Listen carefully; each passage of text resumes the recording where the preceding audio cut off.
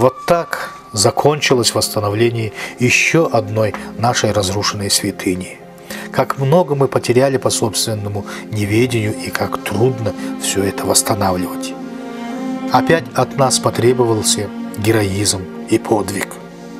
Более 70 лет мы жили счастливо с идеей коммунизма, и лимит того счастья оказался ограниченным, и в итоге на грани утраты самое святое – наша культура и, главное, язык, как основа нации и источник развития этноса.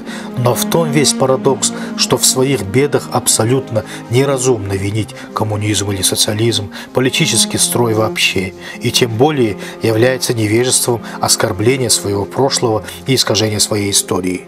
Главное в том, что политический строй государства в целом никак не влияет на личное счастье человека. Это догма, которую мы должны усвоить.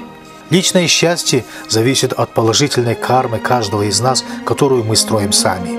Это тоже догма, которую нужно нам усвоить. Теперь мы понимаем, что существует личная карма, карма общественная, карма нации, карма государства. Улучшение нашей национальной кармы начинается с соблюдения нескольких простых правил. Первое – это, конечно же, соблюдение 10 заповедей добродетелей. Второе – это осуществление такой структуры управления, которая учитывала бы интересы не только властных структур, но и своей национальной культуры.